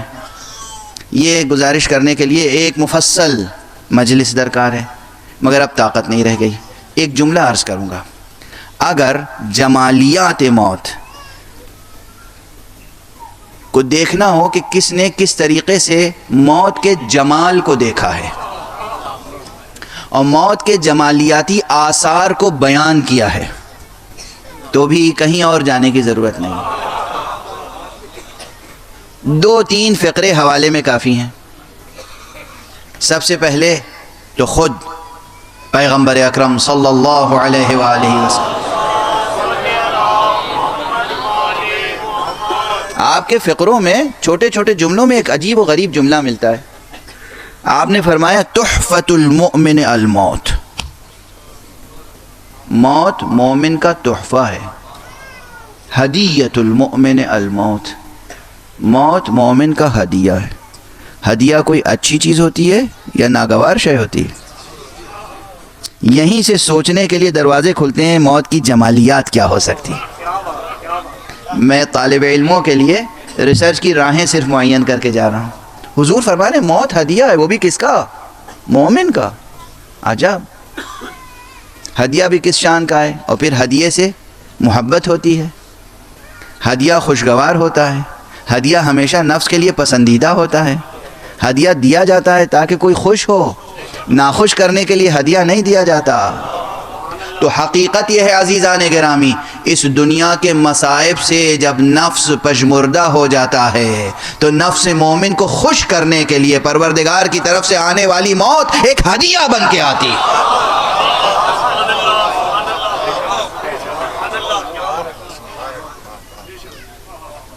جب نفس انسانی دنیا سے عاجز آ جاتا ہے، دنیا کی کلفتیں، مصیبتیں، بیماریاں، ناگواریاں، آلام، جب ان سے نفس انسانی تھک جاتا ہے، نفس مومن، تو حق سبحانہ و تعالیٰ کی طرف سے اسے ایک ایسا خوشگوار ہدیہ دیا جاتا ہے کہ وہ خوشی خوشی اس پرانے لباس کو اتار کے پھینک دیتا ہے، اور اس طرح نئی دنیا میں داخل ہوتا ہے نئے لباس بدلنے کے لیے، جیسے کوئی نہا دھو کر بس اپنے موڈ کو تبدیل کر رہا ہو، نہا دھو کے لباس تبدیل کرنے کے لیے کہیں اور جا رہے ہیں۔ تحفہ ہے، ہدیہ ہے موت، اور کیسا دلاویز ہے، کیسا دلاویز ہے، کتنا دلاویز ہے، جمالیات کیسا دلاویز ہے۔ حضرت امیر المومنین علی ابن ابی طالب علیہ السلام کیا فرما گئے ہیں؟ آپ نے فرمایا، جب کسی نے آپ کے سامنے موت کا تذکرہ کیا تو کہا فرزند ابو طالب کو موت سے ڈراتے ہو۔ فرزند ابو طالب تو موت سے ایسا مانوس ہے جیسے شیرخوار بچہ ماں کے سینے سے مانوس ہوتا ہے۔ خدا کی قسم، خدا کی قسم، کیا جملہ ہے۔ ساری دنیا کا ادب ایک طرف، ساری دنیا کی شاعری ایک طرف، ساری دنیا کا جمالیاتی فلسفہ ایک طرف، اس جملے میں جو جمالیاتی کیفیت ہے، موت کی جمالیات ہے۔ معصوم بچہ، شیرخوار بچہ جس طرح ماں کے سینے سے مانوس ہوتا ہے، اسی طریقے سے ابو طالب کا بیٹا موت سے مانوس ہے۔ کیسا دلاویز ہدیہ ہے، کیسا دلاویز تحفہ ہے۔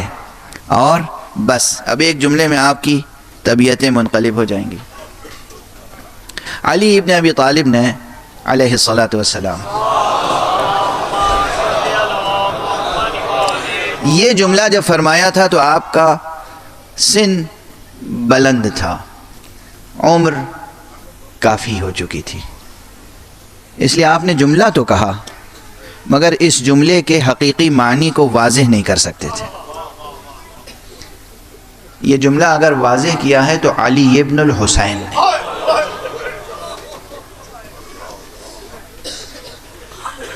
علی نے کیا کہا تھا؟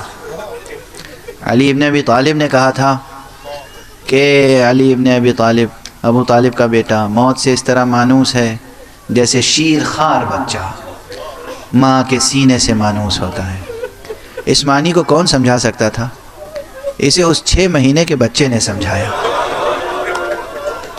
جو حسین کے ہاتھوں پر کربلا میں آیا ہے اور مقتل میں آیا ہے، اور جب اسے تیر سے شعبہ نے شہید کیا ہے تو بچہ اپنے باپ کے گلے میں ہار بن گئے۔ اور آپ مسلسل سنتے ہیں خطبہ سے اور شعراء سے کہ بچے کے ہونٹوں پہ مسکراہٹ تھی۔ کسی پیاسے بچے، بھوکے بچے، شیرخوار بچے کے ہونٹوں پہ مسکراہٹ تو تبھی آتی ہے جب اسے ماں کا سینہ مل جائے۔ اجرکم علی اللہ۔ اور سن سکتے ہیں آپ، اب جمالیات موت کے اشارے کرتا چلا جا رہا ہوں۔ جمالیات موت، جمالیات کا تعلق ذوق سے، ذوقیات سے بھی ہے، لذت سے بھی ہے، لذت زبان سے بھی ہے۔ کس طریقے سے موت سے اور موت کی جمالیات سے مانوس ہیں آل محمد کے بچے، اس کا ایک جواب ہمیں قاسم سے بھی ملتا ہے۔ شب عاشور جب امام حسین اعلان فرما رہے تھے کہ کل یہ فوج صرف میرے خون کی پیاسی ہے، اپنے اصحاب سے فرما رہے تھے کہ تم مجھے چھوڑ کر جا سکتے ہو۔ اصحاب نے، انصار نے، اعزاء نے، اقربا نے، بنی ہاشم کے جوانوں نے، سب نے وفاداری کا عہد کیا، اور جناب قاسم نے اس وقت تڑپ کر پوچھا ہے، امو جان یہ بتائیے کہ کیا ہم حق پر نہیں ہیں؟ تو امام نے فرمایا کہ اگر ہم حق پہ نہ ہوں گے تو کون ہوگا؟ اور اس کے بعد جناب قاسم نے کہا پھر ہمیں موت کی کیا پرواہ ہے؟ تو امام حسین نے پوچھا بیٹا موت تمہیں کیسی معلوم ہوتی ہے؟ خدا کی قسم یہ جملہ بھی وہ ہے دنیا کے ادب میں اس جملے کی نظیر نہیں ملتی. کہتے ہیں یا عماں الموت احلی من العسل، امو جان چچا جان موت تو شہد سے زیادہ شیریں ہے. یہ ہے جمالیات موت، جمالیات موت کی جمالیات. بیان باقی ہے، ابھی صرف ریفرنسز دے رہا ہوں. جیسے امام امیر المومنین کا جملہ ہے ویسا ہی ایک جملہ خود امام حسین علیہ السلام کا ہے. جمالیات. اور یہ واقعہ کربلا سے بھی پہلے آپ نے ارشاد فرمایا ہے. جب مکے سے چلے ہیں کربلا کی طرف ایک خطبہ ارشاد فرمایا ہے اور اس میں فرماتے ہیں خط الموت علی ولد آدم مخط القلادت علی جید الفتات. ذرا دیکھیے گا کہ کیا عکاسی ہے. موت کو تو اس طریقے سے بنی آدم کے گلے کا ہار بنایا گیا ہے جیسے کسی دوشیزہ کے گلے کا ہار ہوتا ہے. یہ موت کا تصور، یہ موت کا تصور ہے. لیکن حضرات کے پاس ہے کم موت کا تصور جو نفس کی اس بلند ترین منزل پر فائز ہیں کہ جہاں تعلق اور تجرد پر تصرف رکھتے ہیں. جب چاہیں تعلق کے آثار ظاہر ہوں، جب چاہیں تجرد کے آثار ظاہر ہوں. لوگ خواب میں بولتے ہیں، لوگ خواب میں دیکھتے ہیں، لوگ خواب میں سنتے ہیں حسین کا کٹا ہوا سر نو کے نیزہ پہ بلند ہے. یہ سر سن بھی رہا ہے، یہ سر دیکھ بھی رہا ہے، یہ سر گفتگو بھی کر رہا ہے. بس تینوں واقعات کی طرف اشارہ کر کے آگے بڑھ جاؤں گا اور آج کی مجلس تمام، اس سے زیادہ گفتگو کی طاقت نہیں رہی. کہتے ہیں کہ جب کوفے کے بازار سے نو کے نیزہ پہ سر گزارا جا رہا تھا، ایک صحابی کہتا ہے کہ میں قرآن مجید کی تلاوت کر رہا تھا. قرآن مجید میں سورہ کہف پڑھ رہا تھا. سورہ کہف کی یہ آیت پڑھی میں نے ام حسبت ان اصحاب الکہف والرقیم کانوا من آیاتنا عجبا. کیا تو نے یہ سمجھ رکھا ہے، ام حسبتا، کیا تو نے یہ سمجھ رکھا ہے کہ اصحاب کہف و رقیم ہماری نشانیوں میں سے بڑی عظیم نشانی تھے؟ اس نے تلاوت کی، حضرت کے سر مبارک نے سنا اور فوراً جواب دیا، کہا ان قتلی و حملی اعجب من اصحاب الکہف والرقیم. میرا قتل کیا جانا، میرے سر کا نو کے نیزہ پہ بلند کیا جانا، میرے اہل بیت کا اسیر کیا جانا اور بے کجاوا ناکوں پر بار کیا جانا، یہ اصحاب کہف سے زیادہ عجیب نشانی ہے، اصحاب کہف سے زیادہ عظیم نشانی ہے. سن بھی رہے ہیں، گفتگو بھی فرما رہے ہیں. اور اس کے بعد یہ سر مبارک ایک منزل پر کسی شقی نے تنور میں رکھ دیا. سر امام پہ کیا کیا قیامتیں گزری. شقی نے امام کا سر تنور میں رکھا ہے اور یہ شقی وہ ہے کہ اس کی زوجہ مومنہ ہے. جب زوجہ نے دیکھا کہ صحن خانہ میں تنور سے نور بلند ہے، باہر آئی، تنور کھولا، دیکھا ایک سر ہے، اس سے نور ساطع ہے، زمین سے آسمان تک نور ساطع ہے اور لبوں کو جنبش ہے. کیا آیت پڑھ رہے تھے حضرت؟ اس وقت کہہ رہے تھے وَسَيَعْلَمُ الَّذِينَ ظَلَمُوا أَيَّ مُنْقَلَبٍ يَنْقَلِبُونَ. جنہوں نے ظلم کیا ہے ان قریب انہیں معلوم ہو جائے گا کہ ان کا انجام کیا ہونے والا ہے. مومنہ آئی، شوہر کو بیدار کیا، بتا تو صحیح یہ سر کس کا لے کر آیا ہے؟ یہ نور، یہ تلاوت. اللہ. اب شقی مجبور ہوا کہ یہ کہے یہ حسین ابن علی کا سر ہے. اس مومنہ نے تفرین کی، لعن کی، کہا خدا کی قسم آج کے بعد سے میرا سر تیرے سر کے ساتھ ایک تکیے پہ جمع نہیں ہو سکتا. میرا تیرا تعلق ختم ہو گیا. دنیا کے لوگ جاتے ہیں اور دنیا کی دولت لے کر گھر میں آتے ہیں، تو حسین ابن علی کا سر لے کر آیا، تو رسول اکرم کے بیٹے کا سر لے کے آیا ہے، تو فاطمہ کے بیٹے کا سر لے کر آیا ہے.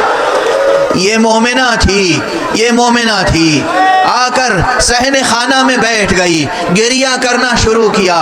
ایمان تھا نا، 2 دنوں سے میں آنکھوں کے سامنے سے پردے اٹھنے کا تذکرہ کر رہا ہوں۔ آج اس مومنہ کے آنکھوں سے بھی پردہ ہٹا، اس نے دیکھا جس سر سے نور بلند تھا، اب اس سر کے لیے کچھ عماریاں ہیں جو آسمان سے نازل ہوئی ہیں، اس کے گھر میں، اس کے صحن میں عماریاں نازل ہوئی ہیں، بیویاں ہیں جو عماریوں سے نکلی ہیں، اور ایک بیوی ہے جو فریاد کرتی ہے اور کہتی ہے پروردگارا آخر میرے بیٹے کا کیا گناہ تھا؟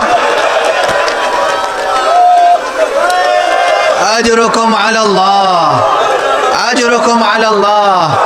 بی بی کا یہ فقرہ، پروردگار سے شکوہ نہیں ہے، پروردگار سے گلہ نہیں ہے، راویہ نے یہ تعبیر نقل کی ہے، یہ اعلان ہے کہ آخر میرے بیٹے نے امت کا کوئی گناہ تو نہیں کیا تھا، امت نے اس کے ساتھ ایسا کیوں سلوک کیا؟ اس بی بی نے اپنی آنکھوں سے یہ مناظر دیکھے، وہ غیبی مناظر جو عموماً آنکھوں سے نظر نہیں آتے۔ یہی سر مبارک ہے جو پھر تنور سے نکالا گیا، پھر نو کے نیزہ پہ چڑھایا گیا، اب یہ سر شام کے بازاروں سے گزرا ہے اور قصر باغی شام کے پاس ہے، بیویاں پشت ناقہ پر ہیں، بیویاں اسیر ہیں، برہنہ سر ہیں، بیویوں کی ایک ہی التجا ہے، اپنے بیٹے سید سجاد سے کہتی ہیں، بھتیجے سید سجاد سے کہتی ہیں بیٹا ذرا ان اشقیاء سے یہ التماس کر لو، یہ درخواست کر لو، اب تک تو ہم آ گئے مگر اس دربار میں، اس سجے ہوئے دربار میں مسلم بھی ہوں گے، غیر مسلم بھی ہوں گے، اب تو ہمیں چادریں دے دیں تاکہ ہم سر چھپا لیں، اس کے بعد دربار میں جائیں۔ جناب سید سجاد نے درخواستیں کی، درخواستیں قبول نہیں ہوئی، تفصیلات ہیں، انہیں عرض کرنے کی اب طاقت نہیں رہی۔ ایک منزل وہ آئی جب جناب زینب کو جلال آیا ہے اور جناب زینب نے کہا ہے بہن ام کلثوم، رباب، لیلا، سکینہ، فضہ، اب میں بد دعا کے لیے ہاتھ اٹھاتی ہوں، تم آمین کہو۔ جناب امام حسین کا سر یہ منظر دیکھ رہا ہے اور اس کے بعد اس دیکھنے کے نتیجے میں رد عمل کا اظہار بھی ہو رہا ہے، جناب امام زین العابدین بھی دیکھ رہے ہیں، مصلحت امامت کی کچھ اور ہے۔ جب جناب زینب نے بد دعا کا ارادہ کیا، ایک مرتبہ جناب امام زین العابدین آگے بڑھے، کہا پھوپھی اماں حفظ مراتب کا مجھے خیال ہے، میں کچھ نہیں کہنا چاہتا، بس یہ کہنا چاہتا ہوں بابا